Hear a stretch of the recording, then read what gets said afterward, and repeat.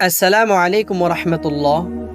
প্রিয় ভাই ও বোনেরা, আজকে আমি আপনাদের সামনে তুলে ধরব মায়া নামের এক তরুণীর তাহাজ্জুদে দোয়া কবুল হওয়ার এক জীবন্ত ও অনুপ্রেরণাদায়ক গল্প।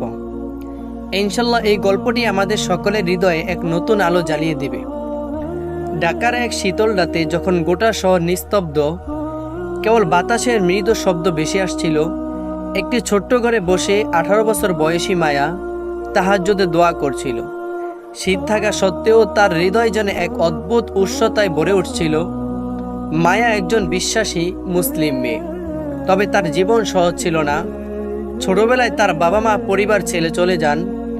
মা ছিলেন একমাত্র অবলম্বন, যে দিনরাত পরিশ্রম করে সংসার চালাতেন। তবুও মায়া কখনো তার বিশ্বাস হারায়নি। সে জানতো আল্লাহর কাছে সে সবসময় গুরুত্বপূর্ণ, আর কঠিন সময়ে সে একমাত্র আল্লাহর কাছে সাহায্য চাইত। একদিন গভীর হতাশার মুহূর্তে মায়া সিদ্ধান্ত নেয় সে তাহাজ্জুদ নামাজ পড়বে। রাত 3টা বাজে, চারপাশ নীরব। মায়া সেজদায় লুটিয়ে পড়ে কান্নায় ভেঙে পড়ে, ইয়া আল্লাহ, দয়া করে আমাকে পথ দেখাও, আমার পরিবারকে আশীর্বাদ করো, এই দুনিয়ার বিভ্রান্তির মধ্যে আমাকে শান্তি দাও। এর পরের কয়েক সপ্তাহ মায়া নিয়মিত তাহাজ্জুদ আদায় করতে থাকে। প্রতিটি নামাজ যেন তার আত্মাকে আরও প্রশান্তি করছিল। ধীরে ধীরে তার ভিতরের ভয় আর দুঃখ মিলে যেতে থাকে। একদিন নামাজের পরে হঠাৎ দরজার শব্দ। মা দাঁড়িয়ে চিন্তিত মুখে বলেন, মায়া, আমাদের আরেক জায়গায় চলে যেতে হবে, এই ভাড়াটা আমি আর সামলাতে পারছি না।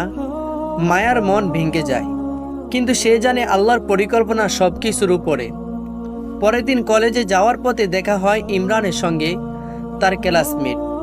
একজন দয়ালু ছেলে। ইমরান জানায় সে একটি ছোট্ট বাড়ি পেয়েছে উত্তরাধিকার সূত্রে। তুমি আর তোমার মা চাইলে সেখানে থাকতে পারো, প্রস্তাব দেয় ইমরান। মায়া অবাক, এমন প্রস্তাব সে কখনো আশা করেনি। তবে তার মনে হয় এটা আল্লাহর পক্ষ থেকে একটি উপহার। ইমরানের প্রতি মায়ার ভালোবাসা ধীরে ধীরে গড়ে ওঠে, তবে সে দ্বিধাগ্রস্ত। এই ভালোবাসা কি আল্লাহর পক্ষ থেকে?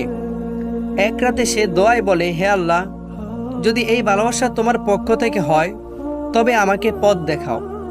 সেই রাতেই সে স্বপ্ন দেখে এক শান্ত বাগানে ইমরানের সঙ্গে হাঁটছে। ইমরান বলছে, মায়া, তুমি আমার জন্য আল্লাহর উপহার। তাদের সম্পর্ক গভীর হলেও সমস্যা দেখা দেয়। ইমরানের পরিবার ছিল রক্ষণশীল এবং মায়ার মাও উদ্বিগ্ন। তবে তারা জানতো আল্লাহর পথে চললে সবকিছুই সম্ভব। কিছুদিন তারা দূরে থাকে, যোগাযোগ কমে যায়। তবুও মায়া প্রতি রাতে তাহাজ্জুদে আল্লাহর কাছে সাহায্য চাইতে থাকে। ইমরান চাকরি হারায়, মায়ার মা অসুস্থ হয়ে পড়েন। কঠিন সময়ে তারা একে অপরের পাশে দাঁড়িয়ে শুধু আল্লাহর দয়া চায়। শেষ পর্যন্ত আল্লাহ তাদের দোয়া কবুল করেন। ইমরান নতুন চাকরি পায়, মায়ার মা সুস্থ হয়ে ওঠেন। তাদের জীবনে আল্লাহর রহমত ধীরে ধীরে ফিরে আসে। মায়া ও ইমরান একসঙ্গে ধর্মপ্রচারে অংশ নেয়, নেক আমল করে। তাদের ভালোবাসা ছিল বিশ্বাস, শ্রদ্ধা ও আল্লাহর সন্তুষ্টির উপর ভিত্তি করে। তারা জানতো এই সম্পর্ক শুধু দুনিয়ার জন্য নয়, বরং আখিরাতের জন্য। বন্ধুরা, মায়া ও ইমরানের এই কাহিনী আমাদের শিখায় আল্লাহর উপর পূর্ণ ভরসা থাকলে ভালোবাসা ও ঈমান একসাথে থাকতে পারে। আল্লাহর প্রতি বিশ্বাস ও তাহাজ্জুদের কান্না বদলে দিতে পারে আমাদের কপাল। ভিডিওটি ভালো লাগলে লাইক দিন, চ্যানেলটি সাবস্ক্রাইব করুন এবং কমেন্টে আপনার মতামত জানাতে ভুলবেন না। আল্লাহ হাফেজ, দেখা হবে পরের ভিডিওতে ইনশাআল্লাহ।